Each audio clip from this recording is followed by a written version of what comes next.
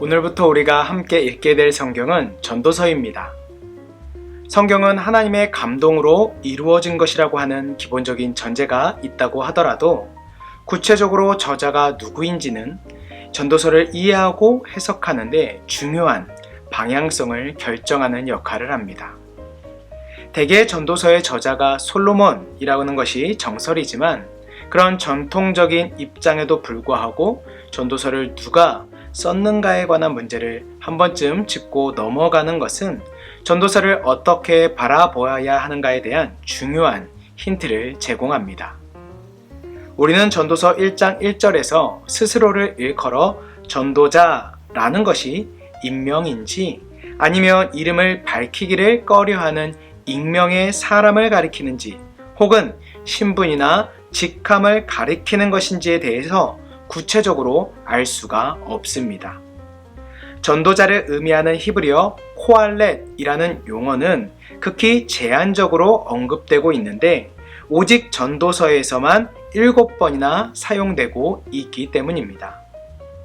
전통적인 의견에 의하면 전도자라고 하는 인물은 솔로몬을 가리킨다고 보는데 이런 관점에 대한 근거는 다윗의 아들 예루살렘의 왕이라는 그 명칭에 맞는 인물이 솔로몬 외에는 없기 때문입니다.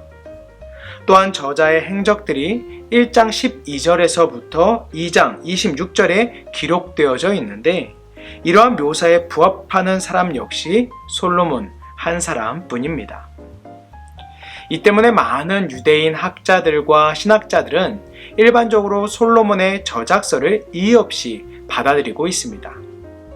따라서 전도서의 저작 시기는 935년 BC경이 될 것입니다. 전도서는 주요 화자와 이름을 밝히지 않는 익명의 현인과의 대화입니다. 코알렛인 전도자가 본문의 연설을 담당하고 있다면 익명의 현자는 프롤로그와 에필로그를 담당했던 내레이터의 역할을 하는 현자입니다. 두 사람의 대화는 결국 본론과 결론의 역할을 함으로써 전도서를 하나님의 메시지로 읽게 하는 역할을 합니다. 전도서에서 전도자의 연설은 매우 강한 회의주의적인 색채를 띠고 있어서 이 책의 메시지를 바르게 이해하는 데 상당한 어려움을 줍니다.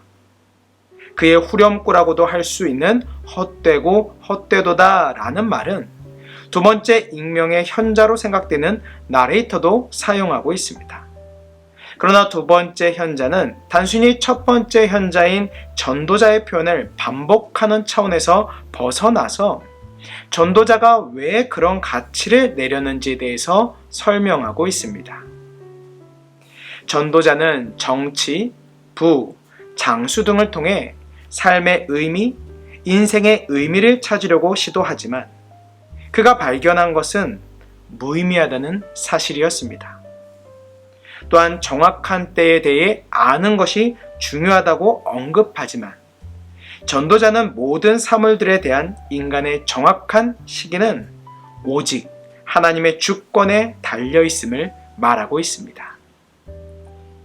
따라서 전도자의 해석에 따르면 인간은 미래에 대해 알지 못하고 심지어 자신의 죽는 시기도 알지 못하며 오직 자신이 죽는다는 그 사실만을 알고 있을 뿐이라고 이야기합니다. 죽음은 끝이라고 할 수 있기에 전도자는 먹고 마시며 일하는 것을 통해 쾌락을 얻을 것을 권면하기도 하지만 이건 역시도 하나님께 달려있다고 이야기합니다.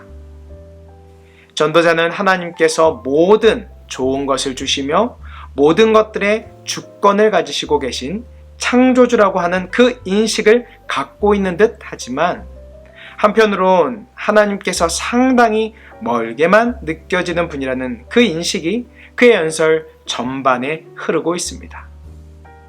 또한 전도자는 하나님을 경외하라고 요청하고 있지만 이 요청은 하나님께서 두려움이나 힘 있는 분으로서 생각하고 그런 입장에 복종할 뿐입니다. 그러나 역설적으로 전도자의 비관주의는 우리의 마음속에 모셔놓은 은밀한 우상들을 효과적으로 무너뜨리는 역할을 합니다. 결국 전도서의 중심에는 회의주의적인 흐름이 흐르고 있지만 오히려 그 회의주의는 지혜자의 진정한 지혜를 보여줍니다. 하나님을 떠나 사는 것만큼 무의미한 삶은 없다는 것이죠. 전도서가 삶에 대한 심각한 진리를 많이 담고 있는 것은 의심할 여지가 없지만 그것은 하나님이 개입하실 때 삶이 어떤 모습이 되는지를 보여주는 다른 진리들과 대비시키기 위해서입니다.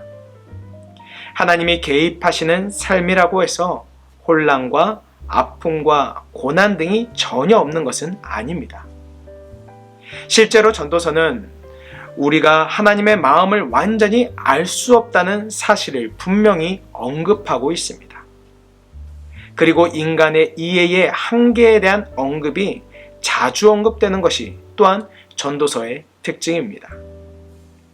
전도서의 저자는 우리의 삶이 아무리 흥미로운 것이라고 할지라도 하나님 없이는 궁극적으로 헛되다는 사실을 우리가 깨닫도록 설득하고 있습니다. 하나님이 없다면 우리는 완전히 무지하고 필연적으로 불행할 수밖에 없다고 이야기하는 듯합니다. 그러나 저자는 또한 우리에게 또 다른 진리를 이해시키기 위해서 굉장히 애를 쓰고 있습니다. 그것은 한 개인의 삶의 행동들이, 활동들이 아무리 일상적인 것이라고 할지라도 하나님이 개입하신다면 정말로 의미 있는 것이 될 수 있다는 사실입니다. 이것이 우리에게 주는 교훈은 굉장히 특별합니다. 예를 들어 최고의 도시인 맨하튼에서 한 유명 연예인이 다양한 유희를 즐기면서 기쁨을 누린다고 하여도 한 그리스도인 엄마가 사람들이 잘 모르는 한적한 시골 지역 자기 집에서 아기의 기저귀를 갈아주면서 느끼는 그런 진정한 만족과 기쁨은 결코 소유할 수가 없다는 것이죠. 기쁨은 우리가 무언가를 하는 것에서 오는 것이 아니라 하나님과의 관계에서부터 온다는 것을 전도서의 저자는 우리에게 교훈합니다. 큰 기쁨에 대한 수용 능력은 종종 더 많은 소유와 즐거움과 권력에 대한 우리의 열망에 의해서 제한받게 됩니다. 심지어 그리스도인들 사이에서도 그렇습니다. 우리는 그리스도인으로서 우리의 경건치 못한 추구를 종교적인 미사 욕구들로 감출 수 있을지는 모르지만 더 많은 것에 대한 우리의 욕망은 종종 세상을 모방하고 있는 것 같습니다. 따라서 전도서는 기독교인과 비기독교인 모두에게 큰 통찰력을 제공하는 책입니다. 전도서의 저자인 솔로몬은 우리가 하나님 없이 만족을 추구하는 것의 어리석음을 깨달을 수 있도록 그가 강구할 수 있는 모든 수단을 동원합니다. 하나님으로부터 능력을 부여받는 삶이 바람직한 삶이라는 사실을 받아들이는 것은 자연스럽게 끌리는 것은 아닙니다. 어느 찬송가 작가가 말했듯이 그리스도인인 우리도 마음이 연약하여 범죄하기가 쉽기 때문입니다. 전도서는 비관적이라거나 낙관적이라는 단어들로 가장 잘 묘사되는 책이 아니라고 많은 사람들이, 많은 학자들이 생각합니다. 오히려 현실적이라는 단어가 전도서를 가장 잘 묘사하는 단어라고 이야기합니다. 이 현실적인 책은 우리가 삶을 어떻게 살아가야 하는가에 대한 솔직하고 희망적인 그림들을 제공하고 또 우리가 장래를 내다보며 살아가도록 독려하고 있습니다. 한 신학자는 전도서를 옷에 비유하면서 이렇게 표현하고 있습니다. 전도서는 우리가 여흥을 끝내고 일할 준비를 할 때에 입는 옷이다. 그것은 우리가 성취할 수 있는 것에 대한 부풀려진 생각이 아닌 우리의 시간이 하나님의 손에 달려 있다는 사실을 인식하면서 만족과 자신감을 갖고서 입는 옷이다. 어쩌면 한 벌의 작업복이라고도 할 수 있을 것이다. 승리주의와 형식주의를 완전히 벗어던지고 삶을 있는 그대로 직시하기를 마다하지 않는 사람들을 위한 오시기 때문이다. 전도서는 다른 정경들과 견주어 볼 때에 신약에서는 단 한 번도 인용하지 않았음에도 불구하고 우리는 전도서의 메시지가 신약에서도 울려 퍼지고 있다는 것을 깨달을 수 있습니다. 로마서에서 말씀하는 것처럼 사람이 절망하는 이유는 세상을 하나님은 모르고 하나님으로부터 멀리 떨어진 하나님 없는 삶이기 때문입니다. 이런 로마서의 평가는 하나님의 사랑에서 멀어진 세상에 대한 전도자가 내린 평가이며 전도자가 절망한 이유입니다.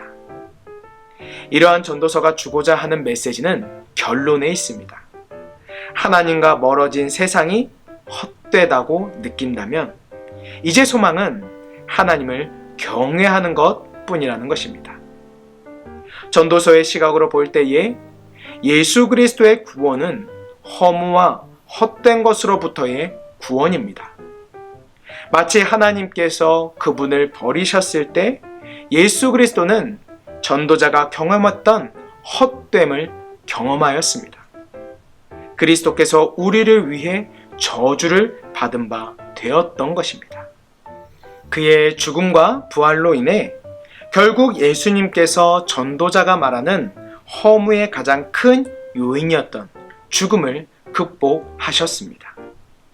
따라서 구속의 피로 인해 예수 그리스도를 믿는 자마다 삶의 허무를 극복하고 진정한 삶의 의미를 회복하게 된다는 것을 우리는 전도서를 통해 깨달아야 할 것입니다. 이제 전도자와 현자의 이야기를 함께 통독하면서 하나님이 없는 삶이 얼마나 무의미한 삶인지, 그리고 우리의 삶을 더욱 풍성하게 하시는 그 주님을 만나는 시간들이 되시기를 축복합니다. 감사합니다.